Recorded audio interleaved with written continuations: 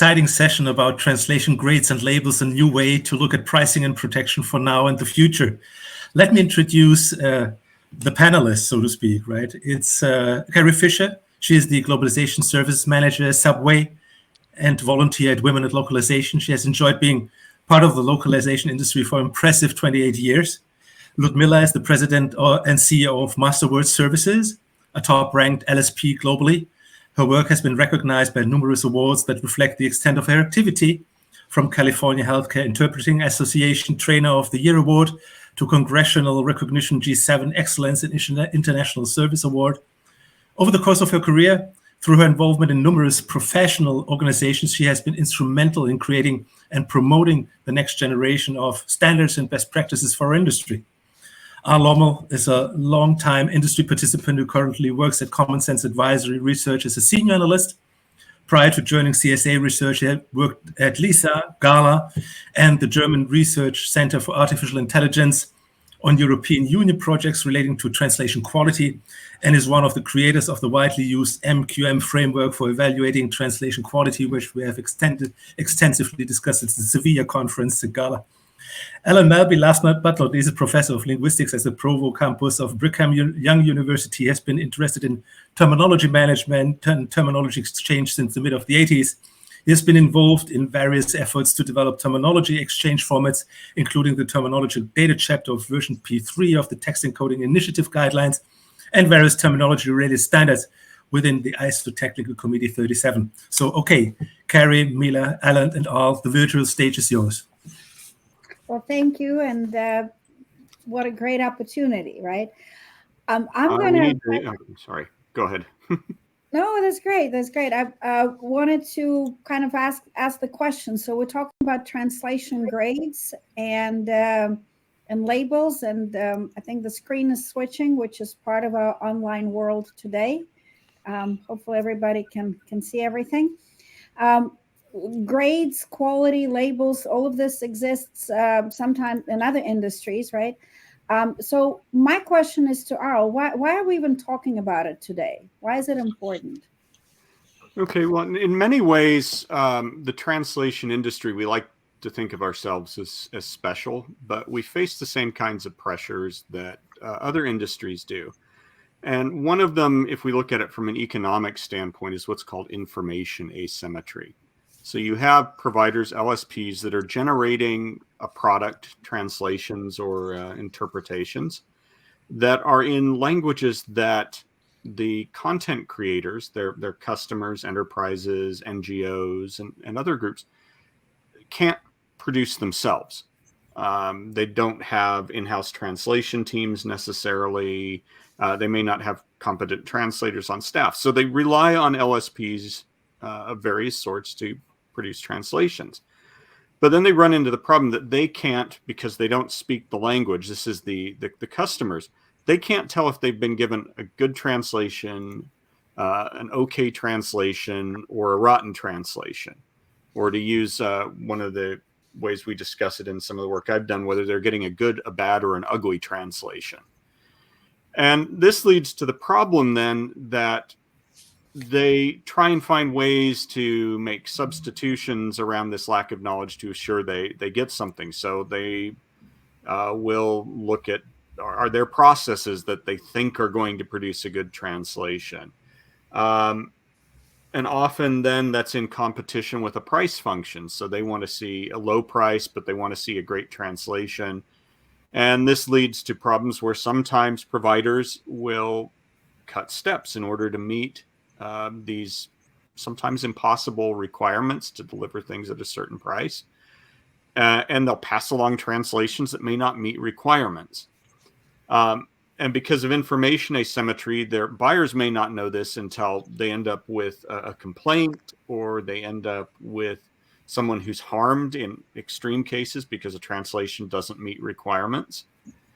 And so it's in this context of information asymmetry that we're looking at ideas of grades and labels to pass on some knowledge and to have everybody operating on a shared set of assumptions and knowledge about what they're getting. And when we're able to do that, then that helps solve market problems that we face as a result of this lack of knowledge. And it helps bring LSPs and others, the LSPs that do a good job, it helps them indicate what they do, and LSPs that may want to cut corners, that's exposed, and it encourages them to be good citizens of the world. So really here we're talking about an economic problem where the solution in many industries is the introduction of grades. And by grades, Alan will talk more about this, but by grades, we don't mean like school grades. It's not saying you got an A+ on this translation and oh, this one over here, you got a B-. But it's rather about grades, like if you think of grade A eggs or grade A maple syrup. So that's really the problem, and why we're here today is how do we solve this at an industry-wide level to promote transparency and economic efficiency? And to put that into context, the buyers actually on the client side that's represented at GALA or Localization World and some of our industry conferences we attend is a very small group of buyers, right? The majority of buyers are still unfamiliar with really what the process is. They can't distinguish between translation and interpreting, and yet many times there are large institutional buyers like government organizations or states or even large corporations. So, Ellen, I know you've been discussing a solution, and we heard you talk at a number of different events and conferences. And what is the solution that you are proposing to put on the table? We're proposing a combination of grades, and that's what the slide is coming up, and labels. Now, the grades come before the translation production begins, and labels are after it's been completed and it's being consumed by someone.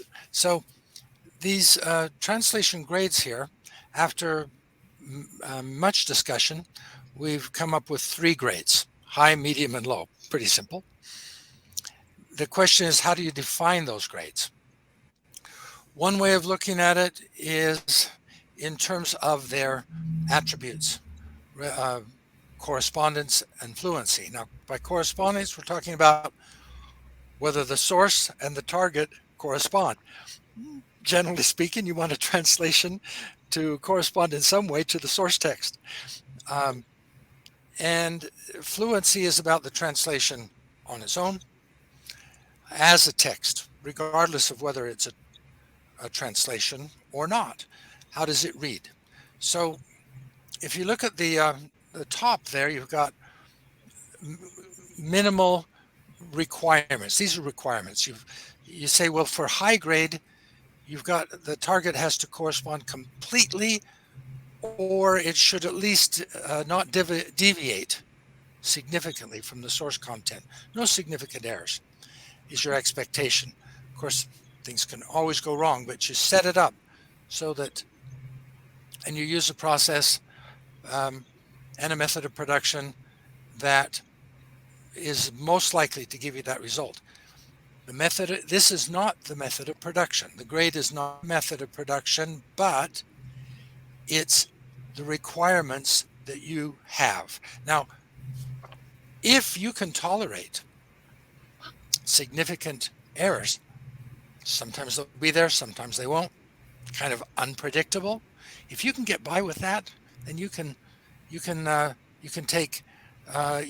look at low grade translation, and that's the hallmark of low grade translation. You see that red column. No matter how fluent the translation reads, if there's the possibility of and you're willing to tolerate occasional, unpredictable, significant errors of correspondence, sometimes that would include accuracy, other terminology, well, then that's a low-grade translation. If, on the other hand, if you require for your use case a high degree of correspondence, you really want to control that as much as possible, and very readable translation that looks as if it were authored by a native speaker, or at least very readable, then that's high grade. In between is medium grade. So you've got these three grades, and we can come back and come back to this slide at any time during this discussion and talk about details. But let's go on to the next slide and talk about some of the use cases, because you've got the properties or the requirements for the translation. That's part of the definition.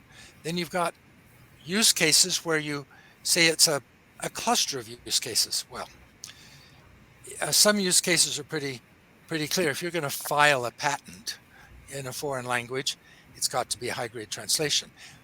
On the other hand, if you're just looking at a bunch of patents to see if any of them are interesting, you might not need a high-grade translation in order to get the gist of those patents. You're not going to file them, you're just gathering information.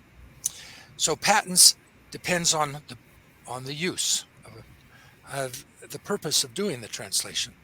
High-profile marketing, I think pretty much everyone agrees on that you want to have a high-grade translation there. And other cases where there's a high risk of harm, which brings us into risk analysis, which is another aspect of grades. If the risk of errors in correspondence and fluency is low, risk of damage from those, then you can probably get by with a low-grade translation. And of course, you don't want to order a high-grade translation if a low-grade translation will do. We're not saying everybody has to have high-grade translation for everything, not at all. Triage, a bunch of documents. Some of them might be relevant, some of them might not be. Do a low-grade translation, and it's usually good enough. Well, if it is low-grade, it is good enough. You're saying it's got to be good enough to be able to tell whether it's relevant. Data mining is similar to that. Tech support, this is well established. Tech support articles, they come and they go, they're updated, and they can be put out very quickly with low-grade translation, as long as there's a safety valve. Say, well, it doesn't make any sense. I need further a human to get involved. I need this to be translated by redone more carefully. And other cases where with the kinds of errors that are likely to occur are not going to cause significant damage to a person, most important, of course, to a piece of machinery, or to the reputation of an organization. So these use cases, as you can see, are related to risk, which brings us to risk analysis. You've got to conduct a risk analysis and say, well, how much tolerance do we have for these kinds of errors in correspondence and fluency? And we considered 4 grades, considered only 2, but generally speaking, 3 is a good number of grades across industry. Yeah, from one industry to another. So translation grades are tied to risk. The risk comes from deviations in correspondence and fluency, as in the first slide. High grade is generally where there's a high risk involved if there are errors. Medium, moderate risk, and low grade. You can tolerate quite a bit of lack of correspondence and still meet your needs. So the risk is acceptable. The risk of these errors is acceptable. And this gives you a 3-way distinction, which is the initial discussion. That's in the initial discussion when you're talking a requester and a provider. Well, what grade do you need? What is the minimum grade that meets your needs? You don't try to oversell, say, oh, you need the same type of translation in all situations. You don't say, oh, anything goes. You say, what are your needs? Is there a risk case here or a use case that meets exactly your situation? And if not, well, we'll look at the other use cases. Where does it fit in? And hey, looks in that initial discussion, looks like you need a high grade translation in this case, or you know what, you can probably do it with a moderate or a medium grade translation. And that's the kind of discussion that happens initially before the translation begins. Once it begins, too late. So that's kind of the overview of what we're talking about in grades. Let's hold off a little bit on labels, except to say that that's after the project's over and someone is consuming that translation. You want to label it according to method of production. Now, should we talk about method of production here now, or Well, before we go in that, let me have, and before even I give some feedback from the LSP perspective, I want to ask Carrie from the client perspective. What's your take on this? You have a lot of experience in our industry on the client side, and also as a language, as a linguist, you work with this. What's your take on this, Carrie? I don't get it. There's no need, I don't think, for translation grades. Why isn't it all the same? We already have this standard in place of ISO 17100 or whatever we're at now. I feel like there's already a standard in place, and there's really no need for grades because translation quality levels already exist. Why are we rocking the boat or trying to confuse people? How do we request a yellow or a green? Plus, everyone knows that getting something approved through ISO makes a glacier running uphill seem quick. So I don't agree with the proposal, and I think it takes too long to make it a standard. And I have another question, I guess, to Alan as well. Can anybody offer all three and say they're just meeting ISO 1700, the ISO standard? Can we do that? So, well, so Carrie, would you like, anybody can answer this. Would you like me to take a stab at it, or Yes, somebody else please. want to try first? Alan, go for it, because this is kind of... Okay, a glacier moves more quickly than ISO. You know what? I like that. That's pretty apt. Well, first of all, let me set your mind at ease. The people are already climbing up the glacier, and they're just about ready to publish this. We'll come back to that later on, but this has already been discussed at length.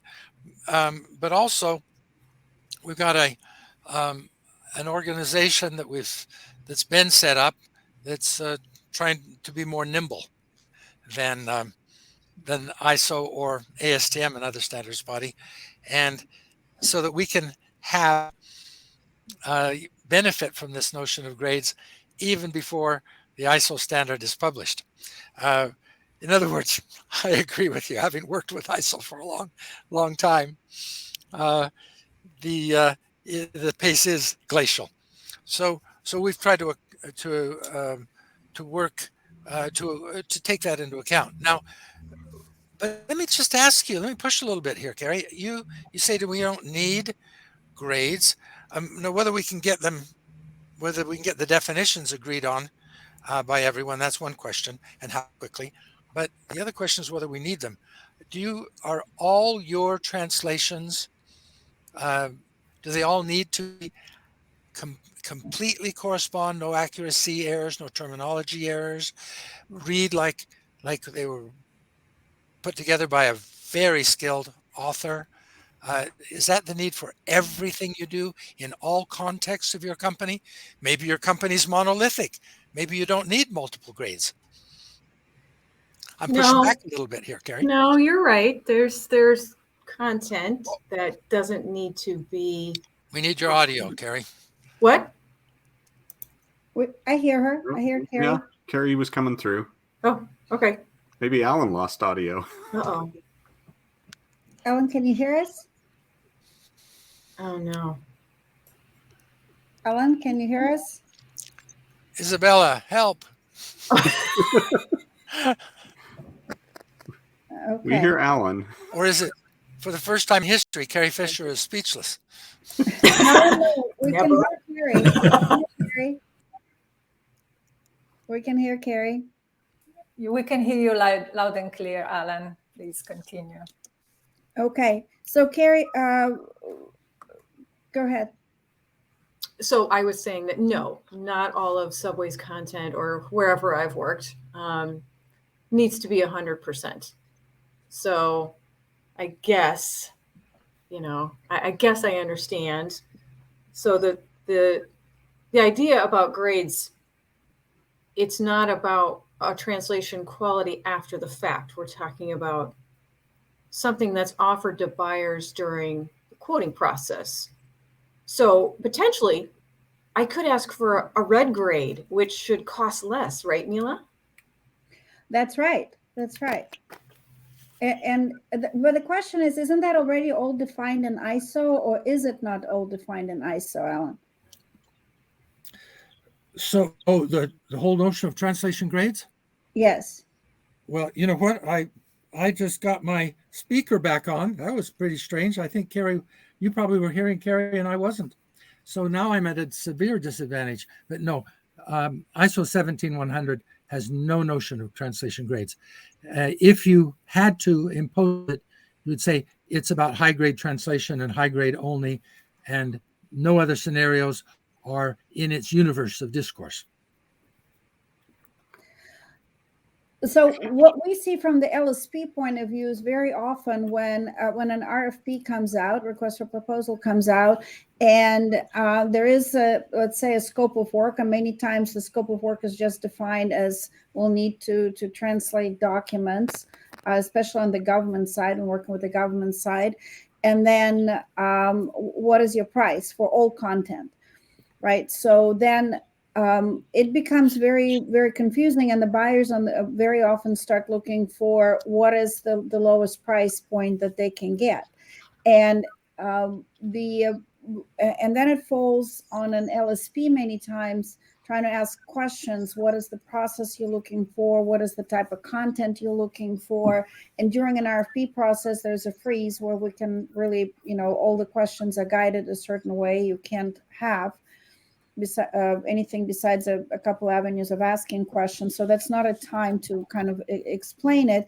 So then what happens, and we have seen that where a very low price is offered for a potentially very high risk content, and everybody had their own definition of what was required. So we have, from the LSP perspective, at least in our map of the world, we have seen this often, and it's been a pretty frustrating experience for us, where the client it's not defined, right? And so everybody's just bidding on this big unknown. So Al, what do you see there from the research point of view? What you work on both client sides and LSP side. What have you seen from your side? Well, there's a couple factors here, and one is, of course, I like to talk about economics, and one of them is when we look at the prices that LSPs get. We recently did a couple studies on the rates they charge. And one of the big shifts in the last 10 years is that after you adjust for inflation and other things, the real rates, so in constant dollar values that LSPs are charging, have fallen by about 15 to 20% in the last decade. This puts a lot of pressure on LSPs to find ways to save money, to remain profitable. But perhaps more striking, we've seen a lot of LSPs used to have a fairly high rack rate, which they could get in some cases for premium services, and then they discount it for clients. We've seen the rack rates collapse even more than that. So now when you ask an LSP what your price is, you get a quote that tends to be more what you're actually going to be charged in the end. But that doesn't leave room for a lot of the premium services where LSPs used to focus for stuff where you really need high grade, the high end of the high grade. And all this ends up creating incentives for LSPs, as Mila said, to drop prices and figure out how they're going to make this work. And then it's complicated, as Mila pointed out, when this is going to procurement groups that don't care about translation. They're going to make a bid based on price, or accept a bid based on price and whether it meets technical requirements. And often the technical requirements, will say something like, "Oh, you've had a human look at this." after the initial translation and leaves it very vague. And so it leaves a lot of room for people to get something other than what they want. The other big shift that I think is at play here, and Carrie earlier mentioned this notion of quality levels, which is how we've tended to talk about this, with the idea that, what's in what we're calling low grade, that's bad translation. Why would anybody want bad translation? But we're seeing this shift to treating quality from what's called a functional perspective, which means we see it as, does it get the job done? Sometimes you hear this called good enough translation. And by moving to grades, we're moving to address this, because low grade doesn't mean bad. Low grade means, hey, this is good quality stuff for its purpose. And medium grade is good quality stuff for its purpose. So if we think of quality as meeting expectations and meeting requirements, then LSPs can say, we offer you good quality, it's just in different grades. And this frees you up to have a whole different discussion then with your clients about what is it you need. And in some cases, rather than, let's say that you're in translating e-discovery content for lawyers. You could translate all this stuff as high-grade translation and charge them an arm and a leg, and they're going to pass it on to their client and probably, drain the coffers they get from any settlement. Whereas if you say, low grade is going to meet your needs because we'll be able to identify what needs to be translated with high grade at a fraction of the cost that it would pay to translate it all. Now you've got a way to differentiate your offerings and talk about what your clients need, rather than saying, oh, we're going to sell you a bunch of really bad translation, which no LSP wants to say. So these two trends, I think, are really setting us up where there's need for differentiation and a need to be able to discuss things like grades with terms that everybody shares and everybody understands. So is that your perspective, Arl? The market should decide who does the best job, or do we need grades? I think we do, because I mentioned this issue of information asymmetry earlier, and we've heard some people poo-poo this idea of any sort of grades or discussion, because they say the market can just decide it. If you're a translator and you get translation company and you do a great job, hey, you're going to win in the market. But that ignores that a free market requires information transparency. If everybody can just say top grade without any notion what that means, that's creating a situation where fraud actually is encouraged. I don't want to say that about any LSPs, but all of us know that sometimes there are fly-by-night companies that engage in this.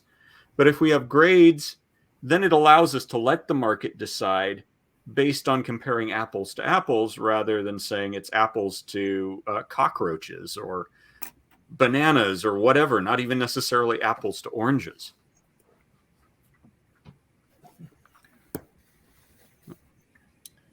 Alan, and what do you think about this? Are there how do you handle situations when grades are not available, and what's your take on this?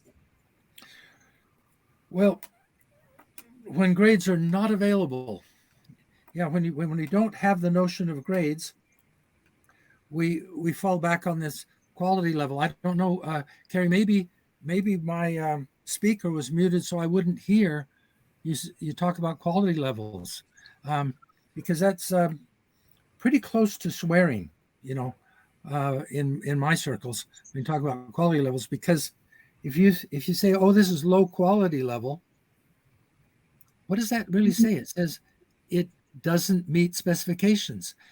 And in what way does it not meet those specs or requirements? Anything goes. You can absolutely anything. If it's a low quality level, anything is it qualifies as low quality level, because all low quality level means is doesn't meet the requirements. Can not meet them this way, that way, over the hill, around the bush, and into the ditch, any way you want.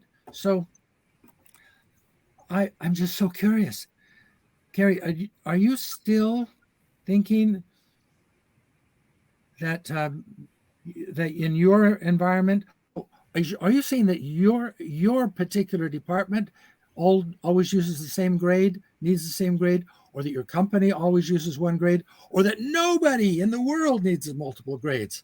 What are you actually claiming here? I'm going to turn this back on you. It's funny, if I think about it in a different light, even let's take translation out of the equation. What if I'm a daycare provider and I've got a lactose intolerant child, and I go to the grocery store and I buy milk and it's not graded? There's no label that says lactose free. So here I am buying something without a label and serving it to a child that could potentially put that child in danger. Is that something similar? Is that a analogy? That's highly related. So maybe this is a time, I don't know, Mila, what if we started talking about for a minute about methods of production and labels? I think that's a perfect time, and I also want to hear kind of like who wins and who loses. So in this whole scenario, or are there winners and losers? So let's talk about methods of production. I think it's perfect time. Good. So on this slide that's up here now, method of production. Two things really important. Method of production is not how we define the grade. The grades are there. They could have been defined 5 years ago and still have essentially the same definitions. And what has lasted 5 years in our industry? And I predict that these grade definitions will last for years to come. But now we're talking about how you, in 2022, how do you obtain these grades? At this point in time, who knows what will happen in the future, but at this point in time, high grade translation is typically something that you need, where you need a professional human translation or a transcreation, and copywriting is in there in transcreation. But then you need revision and review as defined in ISO 17100 with a second human involved. Something that we'll come back to is about machines, and when you ask them to do the same thing twice. So medium grade, you can usually get by with a draft translation by one human translator, probably a professional, or a domain expert, a paraprofessional who has the subject matter expertise to make sure that at least that translation doesn't have any substantial correspondence errors. It may not read very well, but it's going to work in terms of technical accuracy. And then light post editing, there's a lot of discussion of that lately and how that fits in. But if it does fit in, it's in medium grade. Now, low grade at this point in time is usually obtained using unedited machine translation, meaning that once you've trained the system, everything's set up, all the technicians and the data experts, the data cleaning experts, they've all done their job. You've trained your machine translation system, and then you say, okay, it's ready to run. Put in a new translation, out pop. Put in a new source text, out pops a translation. Put in a new source text, out pops a translation. And if you send that translation directly to the end user without any of the human team that's behind this whole system, without anyone looking at it, that's what we use to obtain low-grade translation. It's usually enough. Sometimes that doesn't even give low-grade translation. That just gives unacceptable translation altogether because you can't even use it for gisting. But you can often obtain low-grade translation through unedited machine translation. By the way, it's not just machines. If you set a beginning language student on a translation and say you just got to use a dictionary, can't use Google Translate, can't, you actually got to produce it yourself. An unqualified human translator will often produce low-grade translation. But that's not really relevant to our discussion here for LSPs.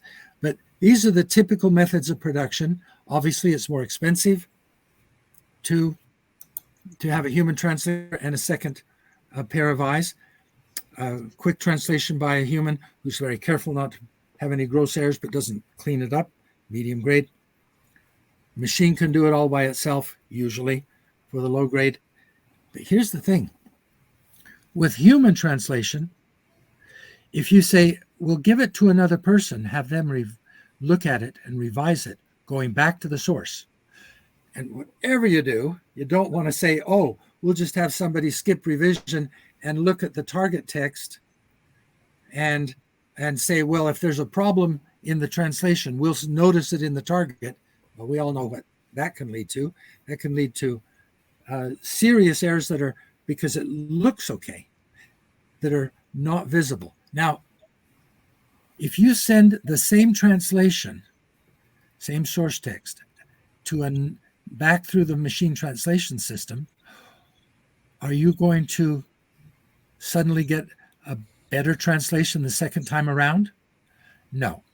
If you ask another human to look at a translation, then is where you get you detect these things. So this is one of those huge differences between humans and machines. So the claim is that currently you cannot guarantee anything but low-grade translation with if you're using unedited machine translation. You cannot guarantee a high-grade translation. And you might say, oh, I used Google Translate, or I used this custom machine translation system, and this particular text came out just fine. But that doesn't mean that the next time might not have a gross error that would have been caught by a human reviser. So I'm making the bold claim right now that in terms of methods of production, the only way to obtain high-grade translation is through a professional human translator and a reviser, and raw machine translation cannot produce high-grade translation, which brings us to the other aspect of labeling, which is closely tied to what you said, Carrie, about labels on whether it contains gluten, whether it contains lactose, whether it contains some other something that's potentially harmful. After you've selected a grade, minimal grade, selected a method of translation, production, and you have produced the translation, you then need to finish up by revealing how it was translated. And this is where the labels come in. We've been working and fussing on different kinds of labels. Here, let me try you, Mila. You haven't. These are changed from the last time you saw anything. So this is brand new to you, first time. If you saw one of these two labels, the one on the left there, H goes to omega, or the one on the right, M goes to sigma. See that is the Greek sigma symbol, isn't it?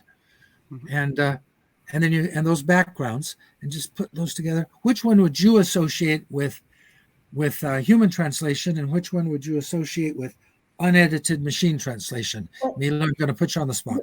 Well, all right. Well, thank you. But also, this is probably a great question to take to a broader audience. I will go with like the thought bubble that will take me to where that's probably a human, and the one on the right looks more like a computer chip. So I would associate it more with a computer chip. But I think it should be tested with a broader audience. And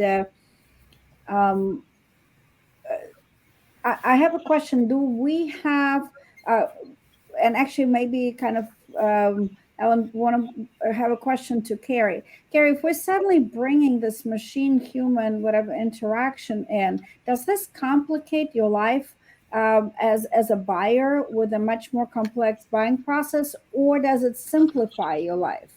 Yeah. It might even depend on how much experience somebody has. Mm-hmm. So I'm lucky, and I think I get it. My procurement director at Subway is so grateful that he's got me, so he doesn't have to deal with this. He's got to deal with Subway stickers and the deli wrap, the sub wrap, and getting the best price, for that. That's what he has to focus on. And I know there are procurement people in other organizations that don't have a me to help them. I have to wonder if having these grades and labels would help them make a determination for their company. What's best? What would work best for them? So back to you, Alan. Would that be what you see? Do you see there would be who wins and who loses by having this? Do we have a winner and a loser?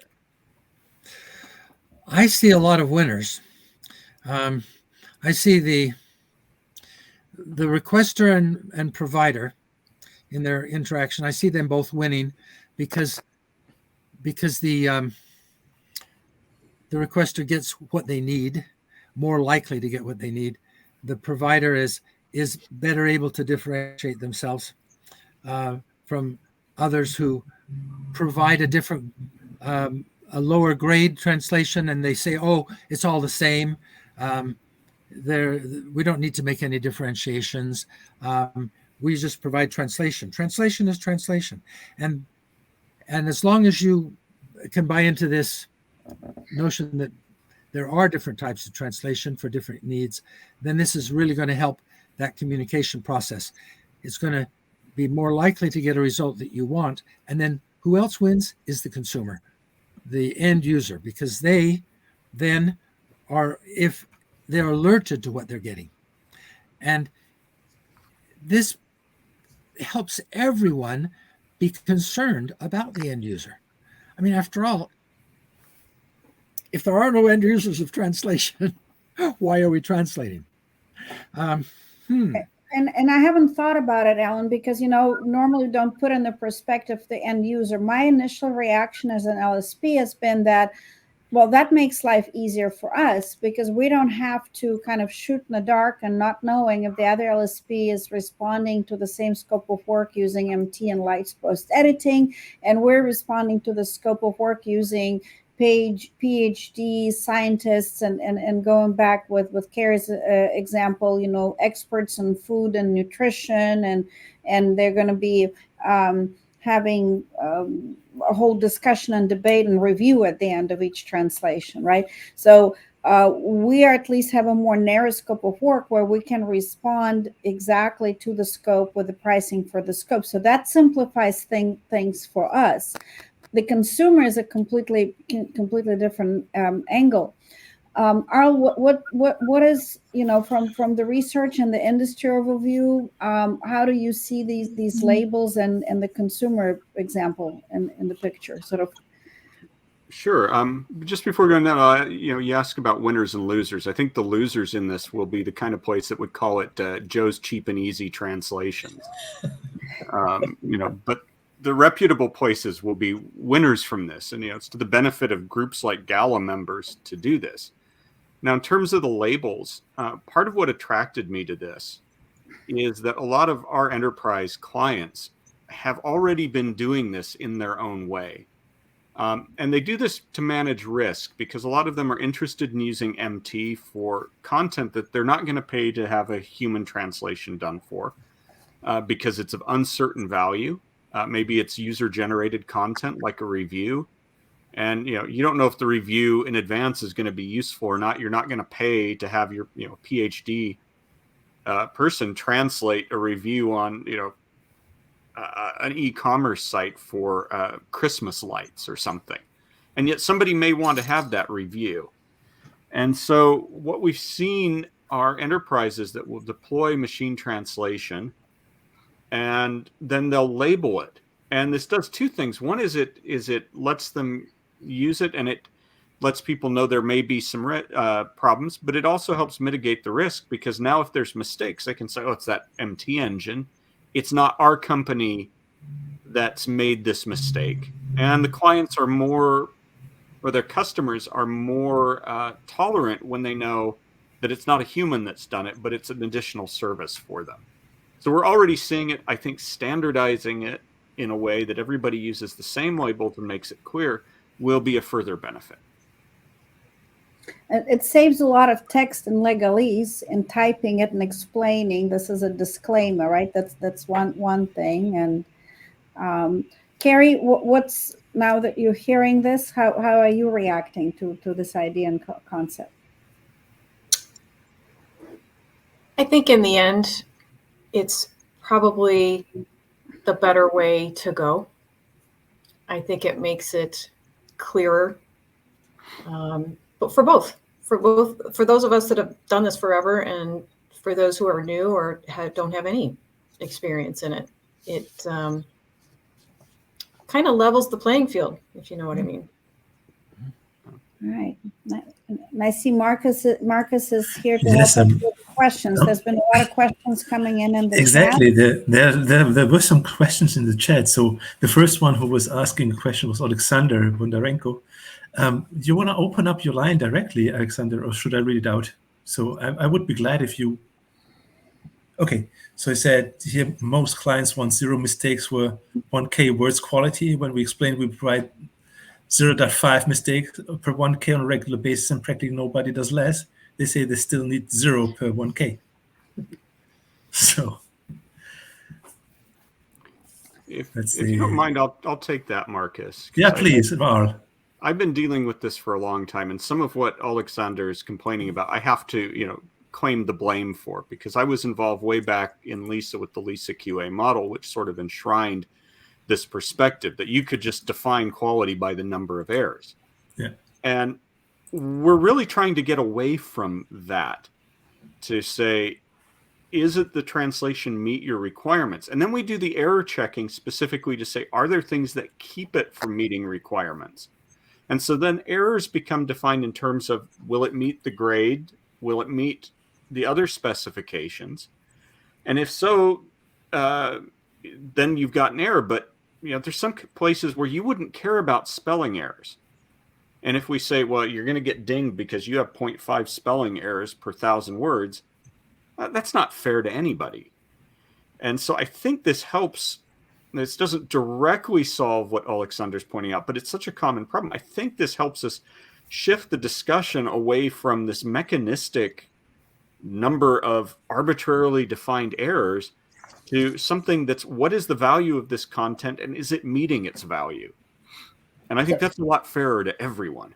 So I'm having a light go off here, like a big light bulb. So we're shifting as an industry, or Alan's proposal is to shift as an industry from defining quality sort of by the types of errors, the typical thing, is it a critical error? Is it not a critical error? Is it spelling? If it's not, but to looking at defining grades, moving away from that, but defining grades through risk management in a way, right? Moving from number of errors to what's the tolerable level of risk, which in a way is huge. It's a shift. It's a complete shift. It is a big shift, yes. You can still do quality evaluation after everything's over if you want to try to improve, and often you will. But during that initial discussion, you don't want to get into all that, wade into all that detail. You really do want to talk about the big picture and the risk that you can tolerate. Now, coming back, I'm going to try to answer that question. That requester requests zero errors. First of all, relative errors relative to what specifications? What are their requirements? What are they trying to accomplish? Who is their intended audience? What is the purpose of this translation? And once you get into that, you define errors in terms of purpose and use case, and it starts shifting away as from the just the numbers. Even if you do numbers later on to try to improve processes, that's something way down the process chain and not up front. That's not doesn't belong up there. So this is kind of risky, but did we satisfy our first questioner? Marcus, up to you. Do we go on to someone else? Yes, absolutely. And it's about the use case. So Rolf here has asked the second question, a very good one. Is that not all different use case discussion that have to fit within the framework of contracts? Is that not part of the statement of work of each product to be clearly defined what risk exposure is involved? So clarity of scope. Yeah. So that you wanna comment on that, Alan, or you all? Oh yeah, that one I do. Yeah. So actually, if you start out with this discussion of grades and risk, then you're going to come up with a framework for the contract, for the statement of work. Instead of trying to come up with that out of nothing, you've got a basis for it. It's going to really simplify the statement of work and definition of exposure and clarity of the scope. What's the scope? Depends on what you mean by scope. But what do you mean by scope, Rolf? You want to open your mic, Rolf? Is it possible, or you want to type something in the chat? Indeed, intended outcome, he writes. There we go. I think this discussion of 3 grades is going to be the starting point for setting up the statement of work and defining the scope. It's going to make life easier for everybody. Do grades take away quality matrix? So I'm going to ask a very, that if we have grades, does it mean we no longer have quality matrix? They're not the same thing, right? They're not intended as the same thing. Not at all. Go ahead, Arl. You could have a matrix still, but what it shifts is rather than some absolute notion that this is good and this is bad, it's again relevant to your specifications. And so you can still have a matrix, which you can use say, okay, this clearly meets requirements, this clearly fails to meet requirements, or we've got something sitting on the edge we need to look at a little more closely. And so you can still have a matrix, but it defines it really in terms of what do you need at the end of the day, rather than the kind of thing that Alexander was talking about, which is frankly an abuse of the process to benefit certain parties by being able to say, well, I'm not going to pay you full price because you had 0.25 more errors per 1,000 words than we allow. Whereas this is bringing it back to, okay, this meets our requirements, we're going to pay you, or come on, we can show why this doesn't meet our requirements, and now we need to talk about the price.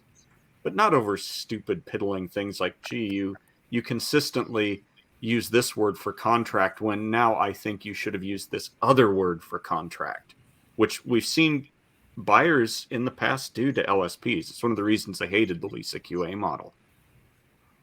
So it really changes what those matrices look like and how they function. And where they occur. You still have, by a matrix, I assume you mean a quality evaluation process. Mila, just make sure that I'm on right. track. That's what the standard way where we have to, sometimes, right, looking even internally at how many and what types of errors took place, if there's a comma missing or, anything else missing. And So that was a provocative question I wanted to ask you. So how do we know if a translation meets a grade? So what's behind it? Does it mean that everything needs to be checked? I mean, that's even more effort at the end of the day. It wouldn't really provide a simplification, right? Wow. I'm going to say something probably very unpopular.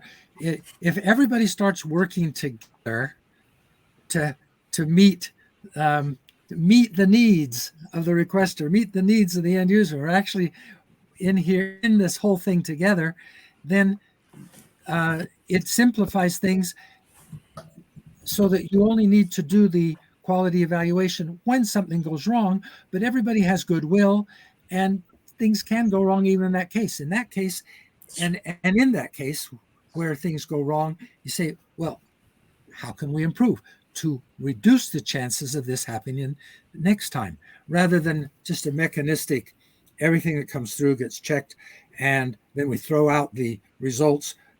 Once we have the number, passes or fails, throw out the evaluation annotations. That's flies so in the face of modern quality management. Every time you do any kind of quality evaluation of an entire text or a sample, any kind of sampling, the purpose is to improve your process so that things go smoothly the next time. Then you get a return on investment for doing that evaluation. There we go. I'm getting a slightly positive body language response from Marcus. I don't know if that's... Yeah, sure. Well, if I could toss please, in, Marcus, I think too, once you see this as a cooperative effort to improve, you still do checking, but it becomes, over time, it becomes less and less. As you know, we've set the conditions, we're going to get good responses. We're just checking now little bits to verify that it's ongoing compliance. And if we see something slipping, then we address it. So you might start out fairly intensive, but the goal is really to reduce the need for quality checking. So how do the buyers get the predictability? They will still maybe do not know what they are getting, right? So how do we keep some LSPs from claiming to provide high quality, high grade translations while still using unedited MT? So does it really help? We're into the realm of ethics. Go ahead, Mila. I was going to comment that we stepped into the realm of ethics, and then see, ask kind of like Carrie, what do you see on the market on that, or Alan, what? Just before she jumps in, Isabella, you might want to get the poll ready at this point. We're It's about out true. of So time. we have still 3 minutes, so I have to really watch the time here. Alan, you want to jump into the question of ethics? Yeah, I'd say that no system is such that you cannot corrupt it. But this is one of the best systems that I've seen lately, and the reaction we've gotten from a number of groups so far is so positive, and it promotes everybody working together according to modern principles of quality and modern principles of project management. It helps everybody move in the right direction, and sure, they're going to be the bandits. But hey, we want the mainstream to be good for everybody, and then we can see the problematical providers more clearly. How's that?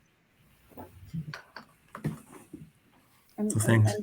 Carrie, will that help you on the client side, or can we as LSPs hide what we do? Or Right? It's all about trust. It's transparency and visibility, right?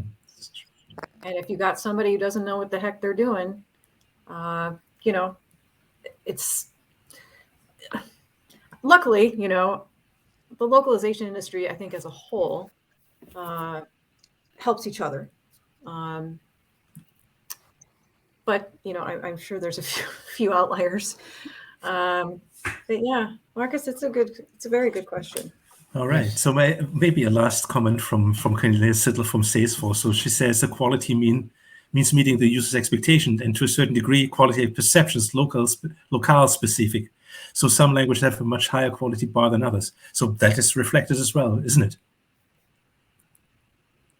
Definitely, because the whole thing, the context is decide what the grade is you need, and then develop detailed specifications for the project or use an existing set.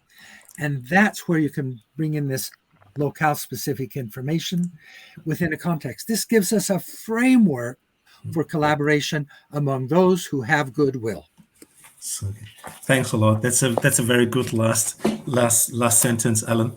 I'm a big fan of this risk management approach. I have tried to pursue it since the eBay presentation keynote at the GALA New York. So where they started to categorize certain content types into risk categories. So I'm a big fan of it, and I hope that this approach really gets traction in the industry. So thanks a lot, Carrie, Mila, Alan, and Al, for your excellent discussion. And that concludes the session. We hope to see you in the next super interesting. We have poll results. Oh yeah, we hope to see the poll results. Poll results. Excellent. Yeah, the 66%. It's super cool, they say.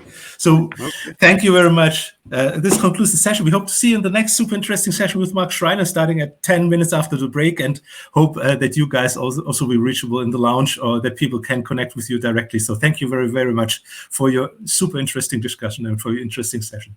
Have a nice one. Thank you. Have a great conference, everybody. Thank you. Bye-bye. Bye-bye.